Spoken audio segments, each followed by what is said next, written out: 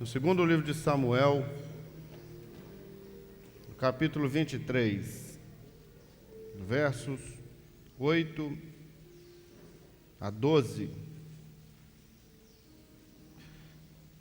Nós vamos ler juntos esse texto da palavra do Senhor para encerrar esse seminário com uma palavra sobre os valentes de Davi. Segundo Samuel 23, 8 em diante, diz assim, podem ler comigo. Estes são os nomes dos valentes que Davi teve: José-Basebete, filho de Taquemone, o principal dos capitães.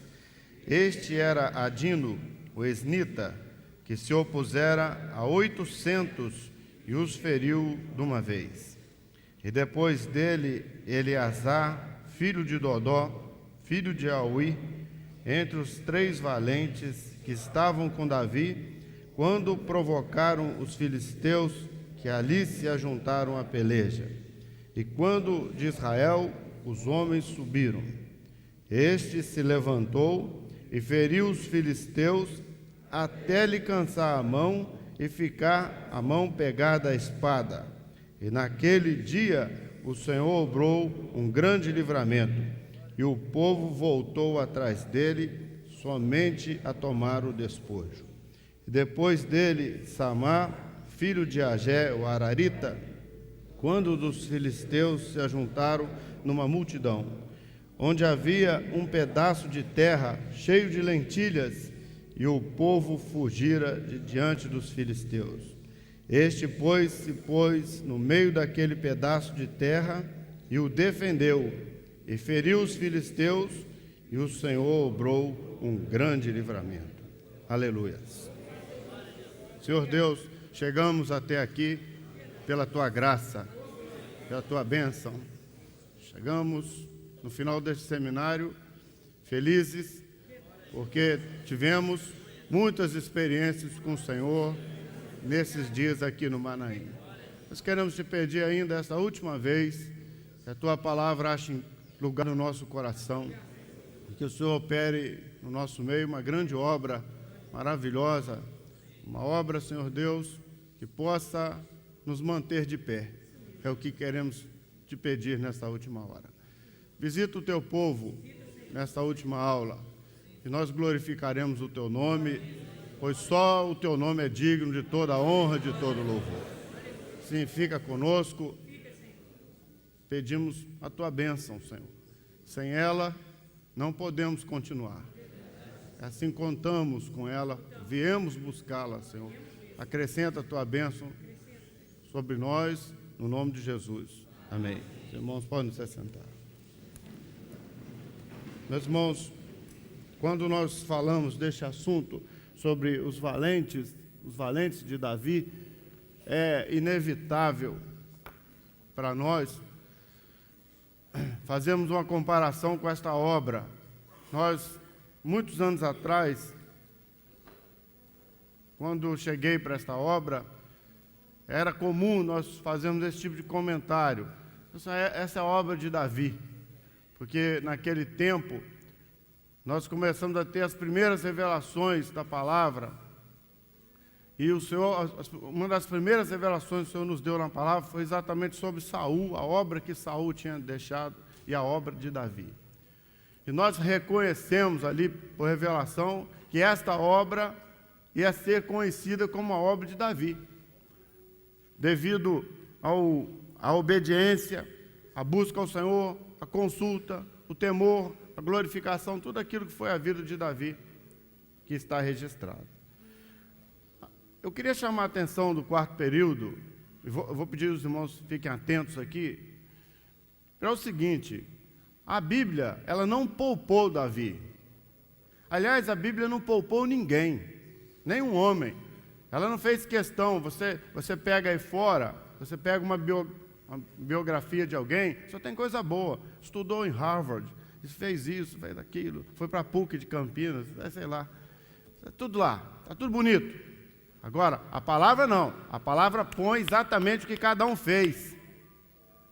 Bom, ruim, está ali, né? Registrado. A palavra não poupou Davi, ela mostrou os atos proféticos dele, aquilo que ele fez, que naquilo que ele não errou, ele era símbolo de Jesus, um dos tipos de Jesus, no Velho Testamento, mas ela mostrou também as deficiências dele.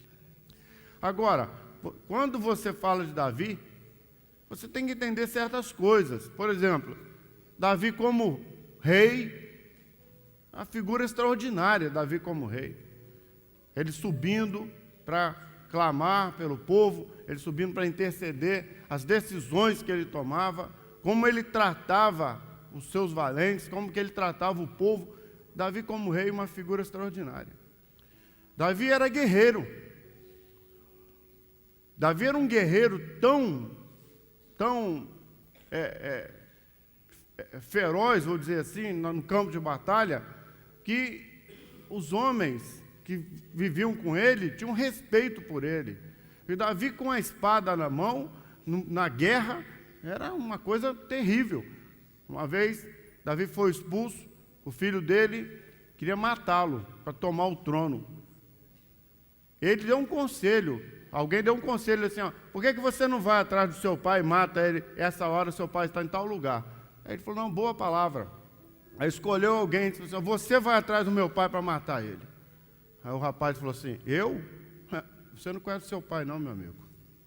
Seu pai, essa hora, está intocado numa caverna, bravo, igual uma ursa que foi roubada dos filhotes.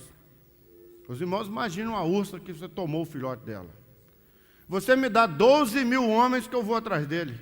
12 mil para ir atrás de um. Isso era Davi como guerreiro. Agora, o mesmo homem que era rei, que tinha decisões sérias para tomar, que era guerreiro, também era poeta. Porque quando o Espírito Santo tocava no coração de Davi, ele era um homem quebrantado. Ele clamava ao Senhor, a minha alma tem sede de ti, Senhor. Outra hora, ele diz assim, o Senhor é o meu pastor, nada me faltará. Guia-me mansamente às águas tranquilas. De onde me virá o socorro? Outra hora ele escreveu, quando ele estava na caverna, ele disse assim, não havia quem me conhecesse ali, refúgio me faltou, e ninguém cuidou da minha alma. Só tu, Senhor, tu és o meu refúgio, a minha rocha, tu és a minha porção na terra dos viventes. Meus irmãos, um poeta, homem sensível. Como é que uma pessoa pode ser guerreiro e sensível ao mesmo tempo? Porque Davi tinha essas faces todas, né? Davi como homem, o Senhor mostrou os erros dele. Como pai, aquilo que ele sofreu por Absalão. Ah, meu filho, Absalão, meu filho. O filho tinha expulsado ele de casa, tinha tomado o trono dele, mas ali era o pai, não era o rei, não era o guerreiro, não era nada disso, era o pai. Meus irmãos, Davi era um homem extraordinário. Acontece que as pessoas que estavam em volta de Davi, nem todas absorveram esse sentido dele. A profecia que ele dizia, os salmos que ele escreveu a respeito de Jesus. As pessoas que estavam em volta de Davi, viviam na obra de Davi e não tinham a mentalidade dele. A pergunta aqui para terminar esse seminário para você é, você está nesta obra, esta obra está te influenciando? O Espírito Santo está conseguindo fazer uma obra no seu coração? No meu? Ou eu estou brincando de Manaim? Se eu estou nesta obra, que é a obra de Davi, que é a obra do Espírito Santo, será que eu estou me conduzindo como ele? Será que eu estou me conduzindo com a mentalidade do Espírito Santo? Meus irmãos, haviam pessoas que estavam perto de Davi, eram parentes dele e não alcançavam a cabeça dele. Querem ver? Davi foi expulso, cabeça baixa, saindo, tinha um homem chamado Simei, enchia a mão de terra e jogava em cima dele, levantava a poeira e gritava, bem feito, isso é para você ver, Davi, o que você fez com a casa de Saul, você é um homem de sangue, tal, na frente, e os valentes ali do lado dele, mão na espada, cercando Davi para ninguém alcançar, a multidão que ele livrou várias vezes da mão dos filisteus, agora está do lado ali, gritando, incentivado por Absalão, por Simei. Davi sendo expulso, cabeça baixa, não reclamou com o povo, não fez nada. Aí tinha um valente, que era sobrinho dele, sobrinho, hein? Com a mão na espada, falou assim para Davi: se o senhor quiser, eu arranco a cabeça dele agora. Os irmãos veem que homem manso, deve ser do quarto período. Falou assim: ó, é rápido, já era a cabeça dele. Deixa, dá essa oportunidade. Davi falou para ele assim: o que é que eu tenho contigo, filhos de Zeruia? Zeruia era a irmã dele. O que é que eu tenho contigo? Não tem nada contigo. Quem sabe o senhor mandou ele me apedrejar? Deixa ele me apedrejar. Eu pergunto aqui para os irmãos: quem é que teria essa mentalidade aqui? Aí Davi foi, a batalha se deu contra o filho foi vencido. Davi voltou. Avisaram Simei. Davi venceu em Simei. Se deu pedrada no homem, está de volta. Como é que eu vou fazer? Aí Simei veio correndo, Davi estava chegando, caiu aos pés de Davi. Davi, você me perdoa, misericórdia, não sei onde que eu estava com a cabeça, aquele dia que eu joguei pedra em você e tudo. Aí Davi ficou olhando para ele, no chão. Aí veio o sobrinho dele de novo no ouvido dele e falou assim: dar-se-ia o caso então agora de arrancar a cabeça dele? Quer ver, o camarada não esquecia não. Esse era gente boa. Que luz. Porque crente quando é ruim é cruel mesmo, não é? Eu pergunto aqui, vou fazer uma perguntinha aqui. As irmãs poupariam? Hein? Que mulher é cruel, não é? Mulher não tem pena de nada. Já viu mulher à frente de uma empresa? Ela arrasa o quarteirão inteiro. Hein? Mulher quando manda, a sorte aqui nessa obra, elas não mandam muito, né? Nem em casa. Bom, deixa para lá. Eu estou explicando para os irmãos qual era a mentalidade dele.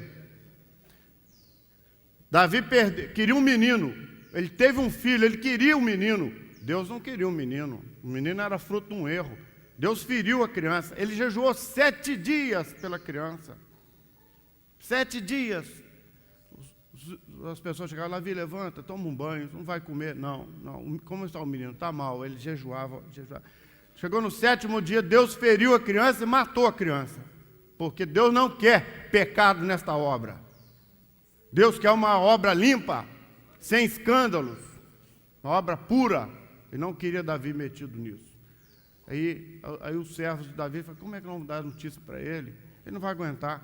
Aí chegaram lá, ele escutou aquele barulho, virou. O que houve? A criança morreu? Ela morreu. Ele levantou na mesma hora. Prepara o meu banho, chama o grupo de louvor, põe a mesa, eu vou jantar e tal. Eu falei: Davi, escuta, a criança estava viva ou estava desse jeito? Ela morreu, você quer dar uma festa? Ele falou: olha, ela não vai vir a mim mais, mas um dia eu vou estar com ela na eternidade. Que entendimento para um homem do Velho Testamento. Meus irmãos, eu vou fazer uma pergunta aqui para o quarto período. Onde que estava a mentalidade de Davi? Estava com quem? Com ele. Só ele tinha essa mentalidade. Onde que está uma mentalidade igual a que se tem nessa obra, aí fora? Na religião? No mundo?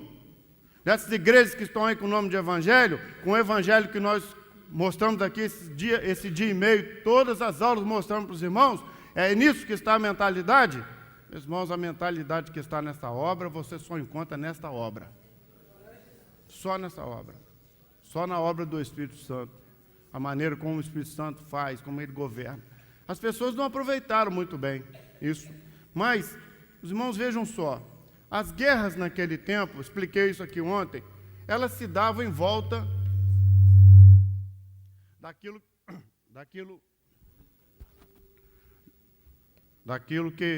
que tinha valor. Então, se tinha uma fonte d'água, o adversário cercou a fonte, era um poço. Ele cercou o poço estava em Belém. Aquilo que nós explicamos na aula dos muros, eles cercavam. Às vezes era um campo de lentilha, às vezes era um trigo, alguma coisa de valor. Aqui, no caso, foi um poço. Eles cercaram o poço. Davi suspirou, ele suspirou, diz a palavra. Ele pensou alto. Sabe quando você pensa alto? Ele estava lá de cima, o adversário lá embaixo, ele não podia chegar, lá de cima da montanha, ele olhou o poço e suspirou. Ah, quem me dera beber da água daquele poço. Aí os valentes olharam um para o outro e falaram assim, ó, o homem quer água. Aí quer água? Então vamos buscar água. Desceram, meus irmãos, fizeram uma confusão aqui, abriram uma brecha aqui, no meio do... Foram lá, buscaram água, voltaram guerreando, isso tudo guerreando. Um guerreando, outro pegando água, era uma confusão. Aí voltaram, chegaram lá, Davi bateu no ombro dele, aqui. Ele falou, o que foi isso? Mas não queria água? Vocês foram lá embaixo buscar água, enfrentaram o adversário, arriscaram a vida. Você não queria água? Davi falou, não posso beber essa água. Ele levantou, foi no altar e derramou aquela água como glorificação do Senhor. Mas por que acontecia isso? Sabe por quê? Os homens de Davi, eles se davam por Davi. Eles se davam por ele. Sabe por quê? Porque ele se dava por eles também. Esta obra é uma obra de valentes. Nós nos damos por esta obra, sabe por quê? Porque Jesus se deu primeiro por nós. Ele morreu por nós. Ele nos amou primeiro. Nós o amamos porque ele nos amou primeiro. Meus irmãos, Golias estava lá, deve haver um menino. Ele chegou, olhou para Golias e falou, ninguém se preocupe, para achar que eu vou contra o gigante. Ele vai te matar. Não tem problema. Ele se dava. O povo, quando viu um menino que se dava, o povo começou a amar aquele menino. Essa obra, meus irmãos, nós estamos dentro dela, não tem reservas para nós servirmos o Senhor. Nós servimos o Senhor, nós queremos servir o Senhor de todo o coração. Ontem nós andamos aqui no Manaim, olhamos, o Manaim tem 10 anos, então ele precisa passar uma série de reformas, de reparos. Os irmãos estavam preocupados na reunião aqui. Onde nós vamos buscar o recurso? Onde nós vamos buscar o recurso? Nós vamos buscar aqui, no meio dos valentes. Nós vamos convocar os valentes e eu tenho certeza que eles vão estar aqui no Manaim conosco de novo, para começar tudo de novo. Meus irmãos, nós temos um povo valente. Nós temos um povo que é valente, não é valente na carne. Qual era a valentia? De onde estava a valentia desse povo entrar aqui, vencer o adversário?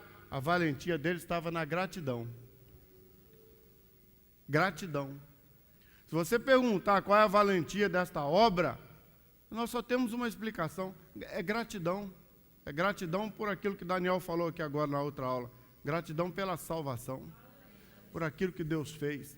Você entra ali na cozinha de madrugada, os irmãos estão ali trabalhando de madrugada. Nós já fomos dormir, mas elas estão trabalhando.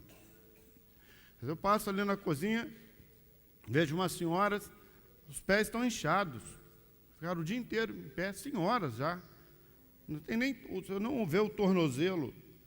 Está inchado. Vai deitar, irmã. Vai descansar. Não, pastor, estou bem. E vai conosco aqui. Nós fizemos esse Manaim. Uma vez nós pegamos aqui 1 grau. Fez 1 grau aqui nesse Manaim. Um frio, meus irmãos, um frio. Matar. Nós não tínhamos cozinha, não tínhamos nada. Era uma casinha velha lá no fundo. E as irmãs cozinhavam. Umas panelas que nós arrumamos aí improvisado para os mutirões. Barro, chuva. Chuveiro frio, nós dormimos dentro dos carros. Nunca vi ninguém reclamar de nada, nunca vi uma senhora dessa falar alguma coisa, reclamando. Era do jeito que tinha a cozinha, e foi assim que o Senhor constituiu esse Manaim, e é assim que ele existe até hoje. Meus irmãos, essa obra é uma obra de valentes, é uma obra de gratidão. Eu tive trabalhando na África, eu conheci na África, na igreja nossa, em Angola, em Luanda, que é a capital, eu conheci um povo valente, meus irmãos. Valente. Uma pobreza, uma miséria, mas um povo valente. Os obreiros ali, 2 diáconos, eles saíram um final de semana, quando nós estávamos na igreja, eles saíram para atender uma igreja que estava a 700 quilômetros. Eu não estou falando 700 quilômetros de vir a Anguera, de Dutra, com posto de gasolina, com graal, com tudo para os irmãos comerem. Não é isso não. 700 quilômetros dentro de savana, deserto, sem nada para comer, para chegar num lugar onde tinha um povo. Meus irmãos, olha que povo valente aquele. Para chegar lá numa igreja feita de bambu, os bancos eram aqueles bambus gigantes, 2 bambus daquele formavam um banco, muitas crianças, poucos sabiam ler, poucos conheciam os louvores, e aqueles 2 obreiros iam para lá com as esposas, fazia tudo. Meus irmãos, o dia que eu vi a comida que eles estavam comendo ali para dar assistência, praticamente é uma tribo, né? Aquilo era uma vida tribal. Eu olhei e falei, irmãos, me perdoem, isso não dá para mim. Eu não consigo. Eu fiquei 3 dias com eles lá comendo barrinha de cereal. Quase morri.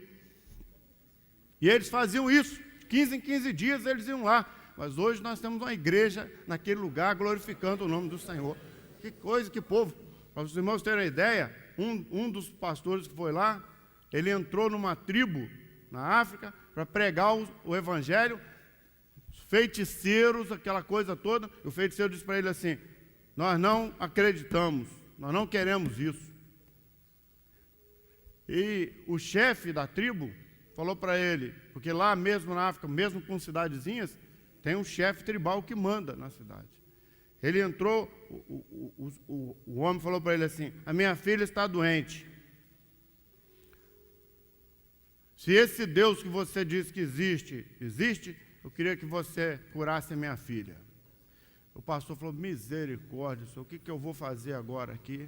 Como é que eu saio dessa, Senhor?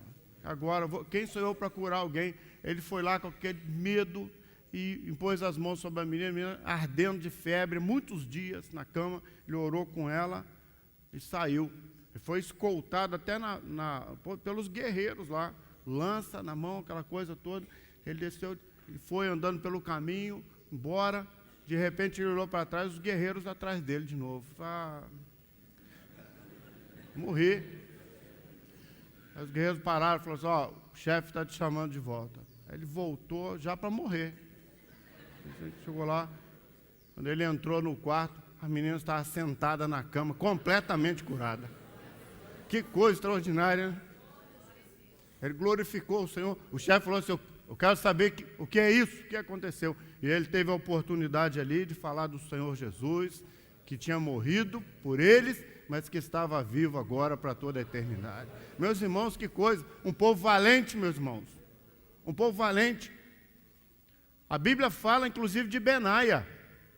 Um dos homens daquela época, chamado Benaia. Benaia ele fez 2 coisas extraordinárias. Primeiro, ele venceu um leão, 2 leões, a Bíblia diz. Que um deles estava dentro de uma caverna, em tempo de neve, quer dizer, era inverno, o leão entrou na caverna. O que tinha lá de carne, ele comeu. Acabou, e ficou lá. Benaia queria entrar na caverna para se proteger. Benaia botou o leão para fora. Os irmãos, imagine isso. Os companheiros conseguem imaginar um homem que entra numa toca de um leão e põe o leão para fora? Que homem que é esse? Meus irmãos, eu tenho visto nesses anos todos servos e servas do Senhor valentes. As pessoas dizem assim: tal bairro não adianta, aquilo lá não adianta, lá não se consegue colocar a igreja, lá não vai nada, lá não cresce, pastor. Tem essas conversas aí, não é? Mas eu conheço um grupo de valentes que eles não aceitam isso.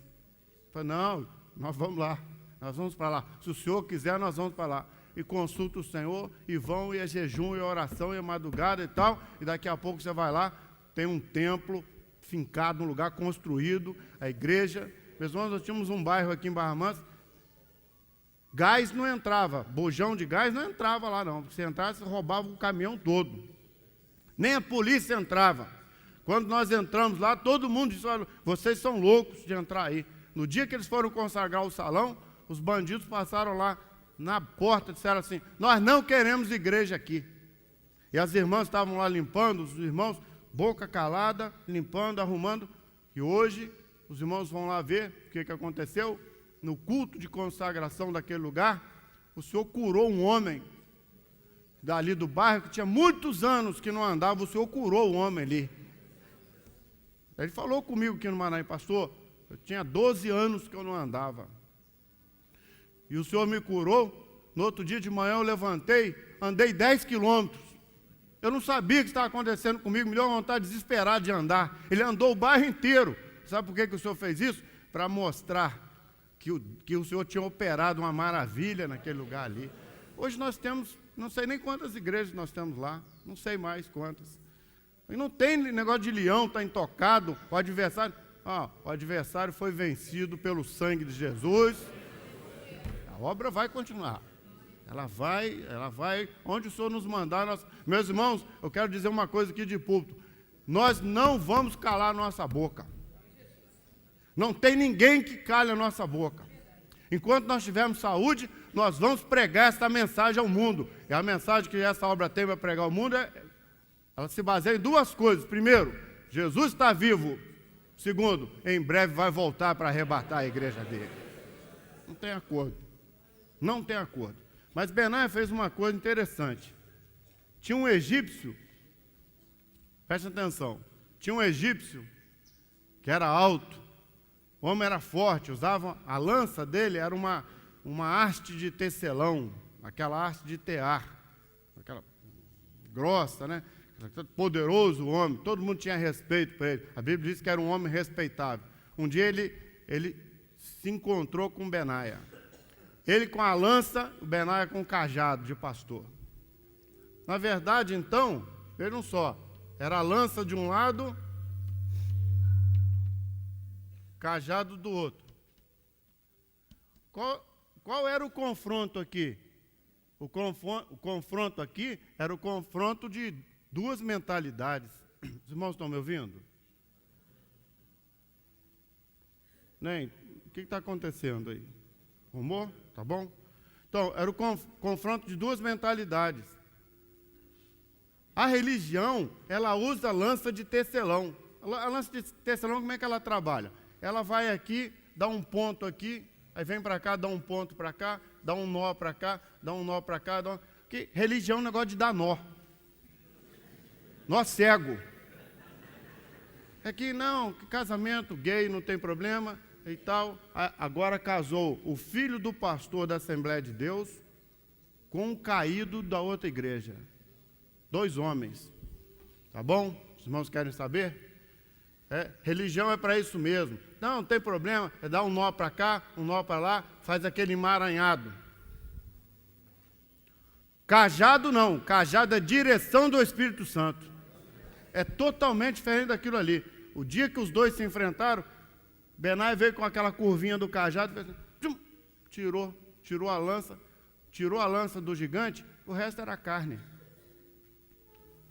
Essa obra, meus irmãos, ela não respeita isso. Nós respeitamos as pessoas, recebemos aqui no Manaim, damos um chalé, colocamos, está tudo certo. Ah, não, fulano vai visitar o Manaim, é um doutor.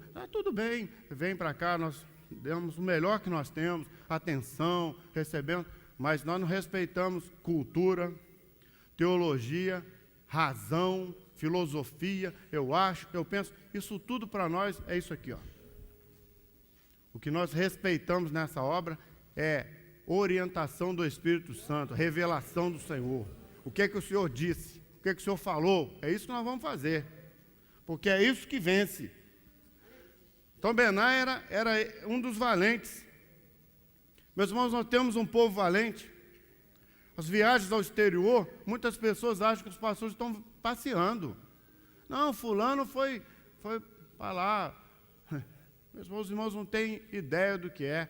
Uma viagem que os companheiros aqui estão fazendo, nós fizemos aí também com eles, para o México. Os irmãos não têm ideia do que é. É uma noite sentado no avião, dormindo sentado. Eu não durmo nem deitado, quanto mais sentado. Aí, lá, pegamos, descemos, 2 horas de carro dentro do engarrafamento para chegar no local lá do seminário. Aula o dia inteiro, sem comer direito, com aquelas comidas lá. Eu sou horroroso para comer, eu não como qualquer coisa. Aí os irmãos preocupados comigo, eu fico preocupado comigo não. Pastor é igual peixe, come por acaso. Se cair um negócio na água, ele come. Se não cair, então é qualquer coisa. E aí come lá uma batata Ruffles e vamos embora. Para frente. Quem me acompanhar morre de fome, com certeza. Teve um que me acompanhou uma vez na Bolívia, quando deu 4 horas da tarde, ele parou oprimido. Falou, escuta aqui, pastor não come não? Aí eu falei, como de vez em quando, vamos embora, anda? Bom, então, uma noite sentado no avião, o dia inteiro, a outra noite para cá, para voltar. Sabe onde que para? Segunda-feira, em frente à fábrica para trabalhar. Se você não tiver uma esposa do seu lado que entenda isso, que seja uma valente, você vai ter problema. É por isso que nós não estamos levantando qualquer um. Dizer, um companheiro, um servo do Senhor, valente, está tudo certo, mas a gente vai logo na pergunta, eu quero saber da esposa dele, meu amigo. Não, eles vivem bem. É claro, ele faz tudo que ela quer, ele vai viver bem. Eu quero saber o dia que ele fizer o que ela não quer. Se ele aguenta a onça lá, que ele tem lá, vai aguentar? O dia que ele falar para ela assim, olha aqui, minha querida, eu vou, os próximos 5 finais de semana, eu não estou em casa. É seu aniversário, tá, meu bem? Meus irmãos, olha, há pessoas nessa obra que são valentes. É filho, é aniversário de filho, é aniversário de casamento, ele está na estrada, ele está trabalhando para o Senhor e tal, e tudo. Tem que ser assim. Tem que ser assim. Eu tive uma experiência na minha vida, estou terminando. Eu nunca mais vou esquecer. Eu não passo um dia, vou falar de púlpito isso aqui, eu não passo um dia na minha vida sem me lembrar daquele acidente que nós tivemos aqui com os valentes que estavam indo para o Manaim e o Senhor levou de uma vez só aquele número todo para a sua glória. Eu não passo um dia sem lembrar daquilo. Do jeito que eu vi meus companheiros, ovelhas minhas, que eu cuidei desde pequeno, estavam dentro daquele ônibus, e eu passei por eles 3, 4 vezes dentro do hospital, e eles estavam tão inchados, tão quebrados, que eu não reconhecia. Eles me reconheceram. Teve um que estava do meu lado, eu procurando com a lista na mão para saber quem estava vivo. Procurando, e o companheiro deitado numa maca falou, Maurilo, aí eu olhei, só dava para abraçar e chorar. Os dentes quebrados, o rosto. Meus irmãos, sabe o que acontecia com eles? Dava 7h30, eles estavam todos eles numa enfermaria, uns biombos separando, e uns gritavam para o outro assim, hora do culto, hein?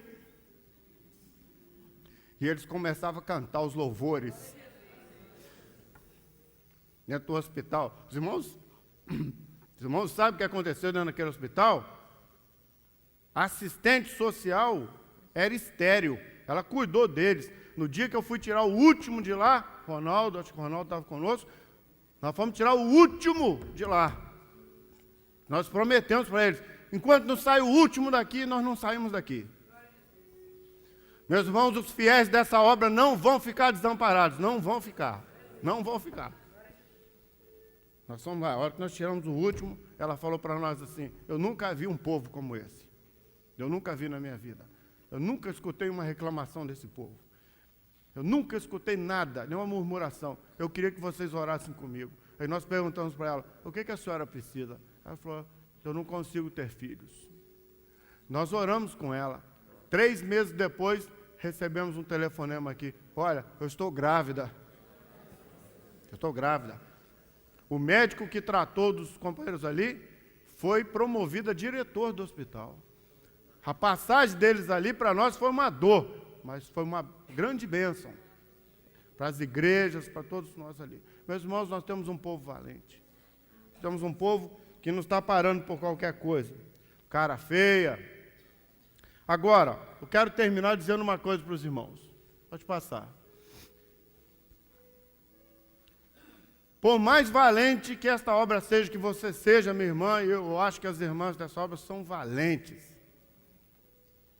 Não existiu entre os valentes de Davi nenhum, ele tinha 37 valentes, 37. Tinha um exército enorme, mas 37 eram chamados valentes de Davi. Agora, dos 37, nenhum dos outros 34 chegaram a se comparar com esses aqui. O primeiro valente, dos 3 primeiros, se chamava José Bassebete.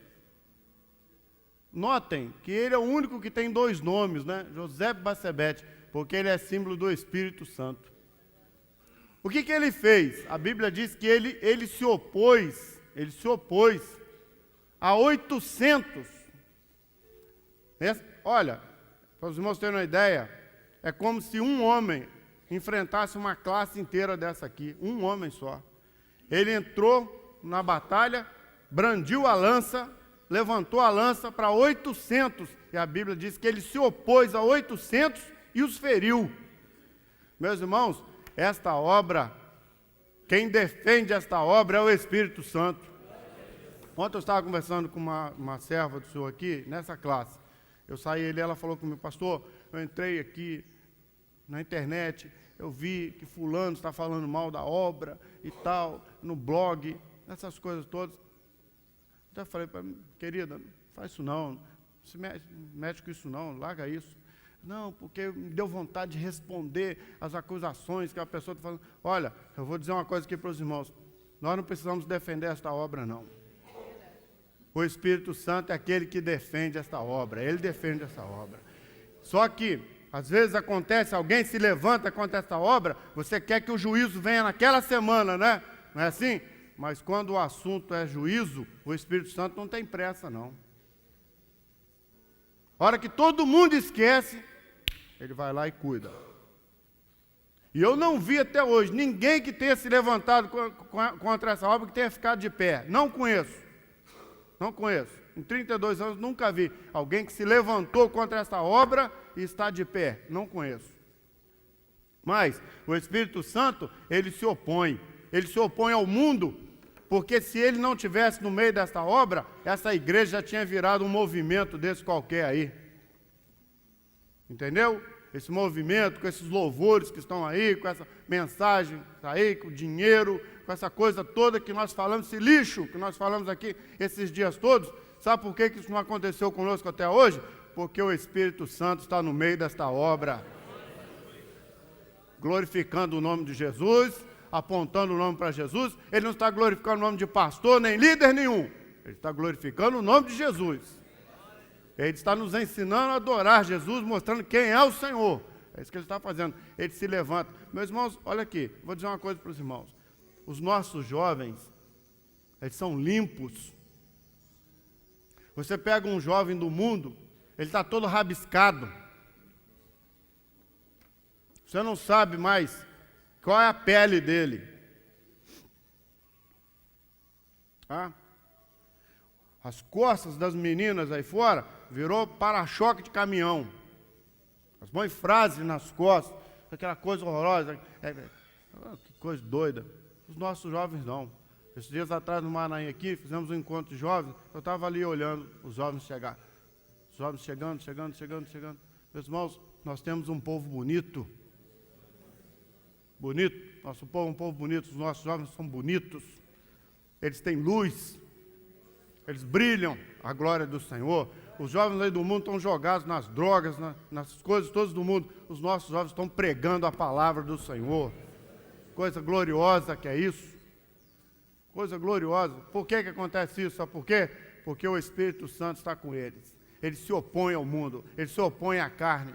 É por isso que nós estamos batendo aqui, estamos insistindo. Nós não podemos, as mães aqui não podem deixar os seus filhos na mão de qualquer um.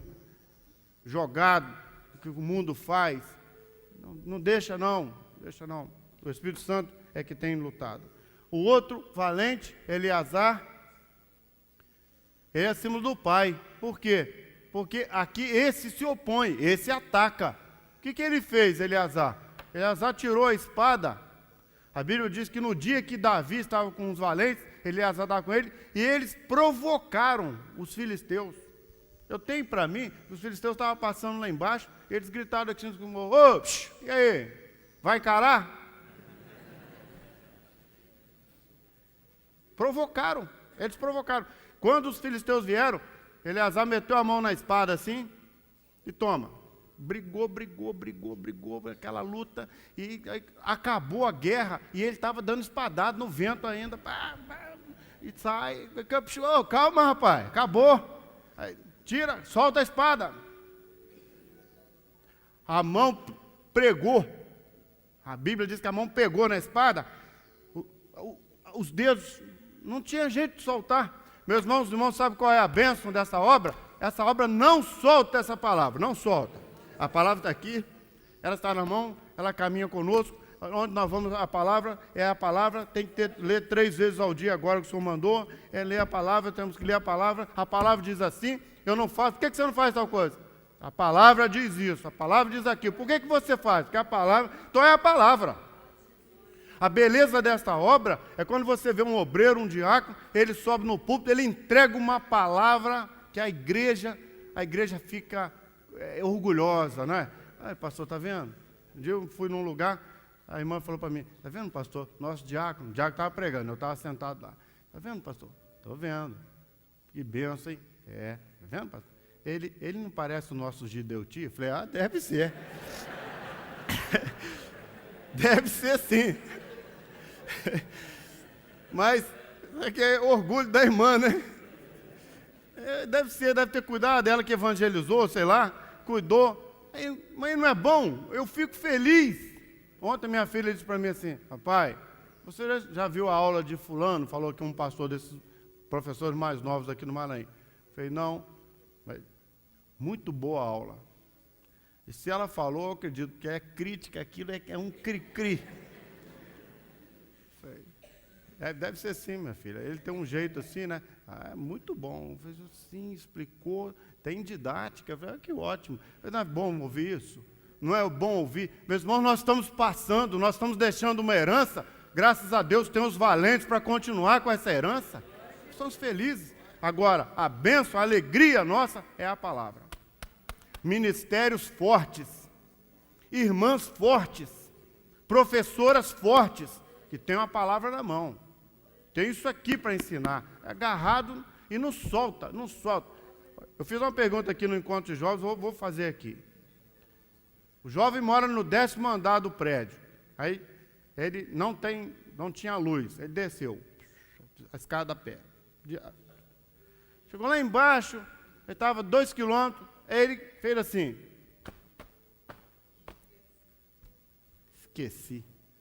O que ele tinha esquecido? Celular. Ninguém vive mais sem celular. Sabe o que ele fez?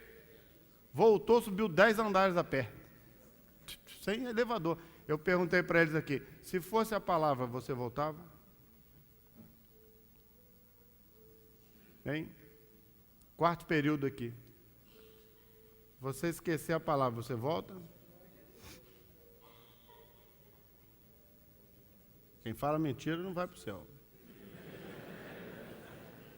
Você volta? Os diáconos aí, volta?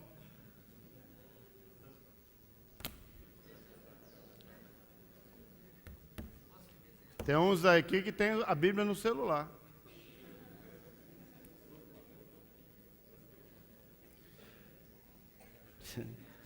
Meus irmãos, olha aqui, olha, terminando. Se você não está consultando o Senhor, se você não está usando essa palavra, como que você vai vencer o mundo? E a última, esse se opõe, esse ataca, e esse aqui defende, sozinho, porque ele é símbolo do filho. Samar pulou num campo, né? Aqui era a fonte. Naquele dia lá era um campo. O valor estava na lentilha lá, na comida. Tinha um campo de lentilhas.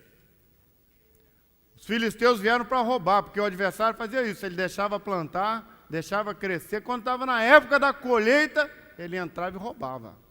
Quando eles vieram para roubar, Samar estava sozinho naquele dia, não tinha ninguém ali perto. Samar sozinho. Samar pulou aqui no meio, tirou a espada, falou, aqui não, porque vocês não vão roubar não. E os filisteus vieram e ele sozinho, a Bíblia diz que ele lutou, venceu e Deus operou um grande livramento. Sabe por quê? Sabe por que Samar foi sozinho? Porque ele é símbolo de Jesus. Jesus sozinho. Ele foi à cruz. Era só ele. Ele orou ao Pai, disse assim, meu Pai, se for possível, passa de mim esse cálice. Era Jesus como homem. O medo, a angústia da morte, a cruz que ia vir no outro dia, ele clamou, se for possível. Sabe qual foi a resposta do Pai para ele? Não. Não é possível. Quem que ia à cruz? Maria? Pedro? Um líder qualquer espiritual aí? Buda? Um bispo desse aí, das igrejas aí fora? Quem é que ia para a cruz? Só tinha Jesus, meus irmãos. Sabe por que tinha que ser ele? Porque lá no Apocalipse, João tinha visto o seguinte. O anjo disse assim, o ancião disse para João, João, quem é digno de abrir o livro? E tinha que abrir o livro, porque se não abrisse o livro, não ia continuar, a eternidade não ia ser aberta para o homem. Aí João diz assim, eu chorava muito, porque eu via que nem no céu, nem abaixo do céu, nem na terra, havia homem, ninguém era digno de abrir o livro, nem sequer de olhar para ele. E eu chorava muito. E o anjo veio até ele e disse assim, não chores, João, eis aqui o leão da tribo de Judá. Aí João olhou para trás para ver o leão. O anjo disse assim, eis aqui o leão. Ele olhou para trás, imaginando que ele ia ver um leão forte, potente, né? Quando ele olhou para trás, João disse assim, e eu me virei e vi um cordeiro. Porque Jesus era um leão, mas ao mesmo tempo ele era o cordeiro. Os servos dessa obra, os valentes dessa obra, eles têm isso dentro deles. São verdadeiros leões, mas tem que ter a mansidão de um cordeiro. Tem que estar dominado pelo Espírito Santo para poder continuar. E Jesus sozinho, Jesus foi à cruz, não precisou Maria para ajudar, nem penitência, nem caridade, nem boas obras, nem cobertor para pobre, nem carnê, sacolinha, nada disso. Sozinho ele foi para a cruz, derramou o seu sangue e venceu e garantiu para nós o nosso pão, porque Jesus é o pão da vida, é o pão da vida eterna. Meus irmãos, esta obra tem seus valentes, mas ninguém até hoje chegou a isso aqui. Essa obra só existe até hoje por causa da oposição que o Espírito Santo faz, por causa da palavra do Pai e por causa do sacrifício do Filho. São esses três que têm nos mantido na presença do Senhor. Deus nos abençoe, vamos estar de pé, vamos glorificar o nome do Senhor.